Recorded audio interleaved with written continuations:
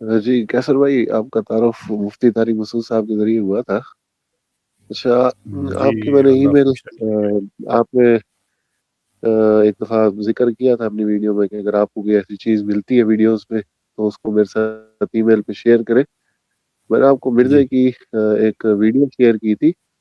اس میں وہ گاندھی اور قائد کو لے کے نا جو ہے نا بڑا کنٹروورسی اس نے پیدا کی ہوئی تھی. مطلب قائد کو اس نے بالکل ہی ایک نیگیٹو امیج بنا کے پیش کیا، اور جیسے قائد کا کوئی رول نہیں ہے اور جسٹ گاندھی کا اس میں پوری اس تحریک میں گاندھی کا رول تھا. جی جی تو یہاں جی ادارے مجھے یاد ہے. سو رہے ہیں، شاید ادارے ہمارے سو رہے ہیں. کسی قسم کی کوئی اس پہ سر قانونی آپ کاروائی نہیں ہے، کچھ نہیں ہے. ایک مہربانی اگر آپ کریں کہ وہ اگر آپ مجھے دوبارہ سے بھیج دیں. ہم نے ابھی اپنی جو ہمارا دوسرا چینل ہے دی ریوائولسٹ، اس پہ ہم نے ایک پوڈ کاسٹ کا سلسلہ شروع کیا ہے. اصل میں اتنے زیادہ ہمارے بہن بھائی ویڈیوز بھیجتے ہیں کہ وہ سب پہ ڈفرینٹ مونولوگ بنانا پاسبل نہیں ہوتا. تو پھر ہم نے بھی اس کا حل یہ نکالا ہے کہ جیسے ابھی ہماری ریسنٹلی پوڈ کاسٹ ریکارڈ ہوئی ہے، 1-2 دنوں تک انشاءاللہ آ جائے گی، کہ اس میں ہم 4-5 کو کلپس کو اکٹھے ہی ہم اینالائز کر کے ایک پوڈ کاسٹ کی صورت میں، تو نیکسٹ والی میں انشاءاللہ وہ ہم شامل کر لیں گے. مجھے یاد ہے آپ نے وہ بھیجی تھی. دیکھیں اس کا جو ہے نا انجینئر کا، میں کیا کہوں، ہماری بہن بیٹھی ہوئی ہیں یہ انجینئر جو ہے نا بنیادی طور پہ اس کا جو ذہنی لیول ہے نا، شہرت کی جو اس کو شہوت ہے، یہ بنیادی طور پہ یہ آئرہ ہے شہرت کی شہوت کے حوالے سے. 2 قادیانیوں کے حق میں اچھی بات کی، اس کے ریوڑ میں گھس گیا، آگے سے وہ کہنا شروع ہو گئی یہ تو دیکھیں جی ہمارا ہی کام کر رہا ہے. 2 ہندوستان کے حق میں باتیں کی تو وہ شروع ہو گئے اپنے نیشنل میڈیا پہ کہ سرحد پار سے، سیما پار سے ایک اسکالر کی ایسی آواز آئی. اس میں وہ نوپور شرما کے حق میں سے باتیں کرنا شروع کر دی تھی.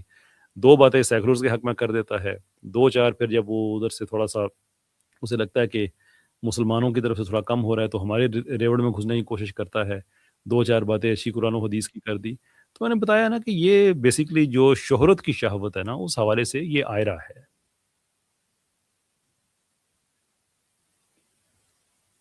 آپ کی بات بالکل درست ہے. آپ کی بات بالکل درست ہے. میں اصل میں یہ کہنا چاہ رہا تھا کہ اس کے اوپر کیا کوئی قانونی کاروائی نہیں بنتی؟ یہ پاکستان کی آئیڈیالوجی کو اس طرح مسخ کر کے اور سب سر عام پیش کرنا، قائد جیسی ایک پرسنالٹی کو اس طرح سے ڈیگریڈ کرنا، کیا جی یہ قانون کے دائرے میں نہیں آتا جی؟ اٹ کوڈ بی، لیکن دیکھیں اس طرح کی جو چھوٹی موٹی جو چولیں ماری جاتی ہیں نا، ان کو سوشل میڈیا پہ ڈبنک کرنا زیادہ بہتر ہے. ہاں اگر یہ ایک سسٹمیٹک بنائے، اور یہ سسٹمیٹک بنا نہیں سکتا اپنا کانٹینٹ، یہ بات میں آپ کو بتا دوں. آپ دیکھ لیں کہ یہ بدبخت آدمی جنگ سے پہلے جو پچھلے سال ہوئی ہے پاکستان انڈیا کی، اس سے پہلے یہ کہہ رہا ہوتا تھا کہ ہم سے توقع نہ رکھنا کہ ٹینکوں کے آگے لیٹیں گے، تمہیں تنخواہ ملتی ہے، تم نے کام کرنا ہے. جب سافٹ ویئر اپ ڈیٹ ہوا جنگ میں تو اس نے کہنا شروع کر دیا ہم تو جان ہتھیلی پہ رکھ کے بیٹھے ہوئے ہیں، تیار ہیں.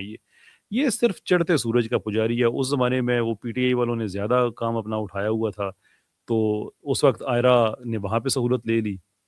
اور جب بعد میں دیکھا کہ پاکستان کا جو ہے ایک نام اللہ عز و جل نے بڑی عزت رکھی جنگ میں ہماری، وہ ایک اور طرح کی سچویشن بنی، تو پھر آئرہ اس طرف آ گئی. سب چھوڑے، دفاع کرے. عدنان حمید بھائی آپ سٹیج پر ہیں. السلام علیکم کیسر بھائی. وعلیکم السلام جناب، کیسے ہیں آپ؟ سر میرا تعارف آپ سے انجینئر محمد علی مرزا کی وجہ سے ہوا تھا، جو آپ ان کے ساتھ پوڈ کاسٹ کرتے تھے. جی جی تو سر. اس کے بعد میں نے میں نے آپ کی میں نے سبھی آپ کی لائیو اسٹریمز دیکھی ہیں میں نے. بہت شکریہ آپ کا سر، جزاک اللہ. اچھا میں نے انجینئر صاحب کے متعلق ہی آپ سے تھوڑی سی گفتگو کرنی تھی، فرمائیے اگر جناب. اجازت ہو تو.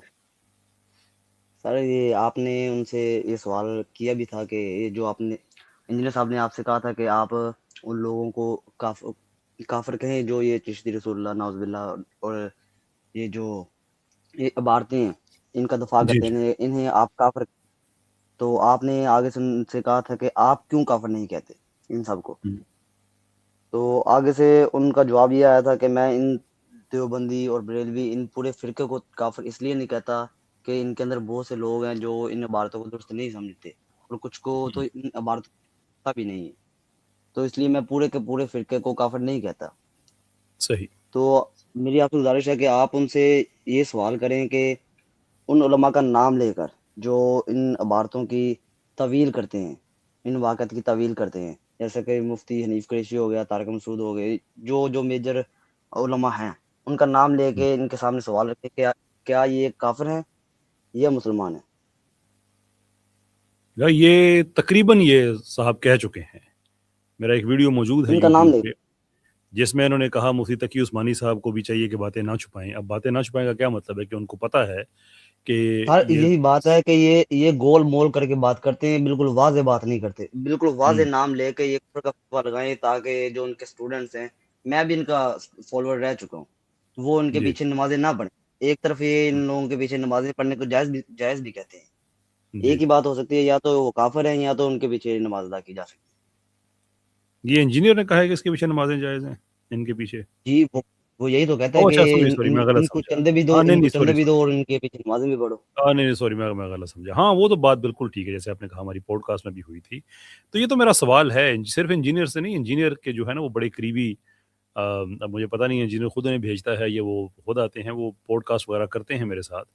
تو میں سب سے یہی سوال کرتا ہوں کہ یار تم خود تکفیر کرو نا. یہ کیا بات ہوئی خود کہ تم کسی اور کے کندھے پہ گن رکھنا چاہتے ہو؟ بھائی تم کرو تکفیر, کہو کہ یہ سارے دائرہ اسلام سے خارج ہے, تمہیں لگ پتہ جائے گا. تم پہ اتنی ایف آئی وہی آرز بات آئے, کٹیں گی, اتنی 295A کے تحت اتنی کٹیں گی کہ تمہاری طبیعت ٹھیک ہو جائے گی. لیکن اس کا مسئلہ یہ ہے کہ یہ اصل میں چونکہ بزدل آدمی ہے, اس لیے یہ تاثر دے کہ لوگوں کو صرف یہ لگے کہ میں نے یہ بات کہی اور بڑی سچی کھری کہی ہے. وہ سچی کھری کہنی تو سچی کھری کہو نا پھر. لیکن وہ نہیں ہے سر, یہ ان تیلوں میں کوئی تیل نہیں ہے.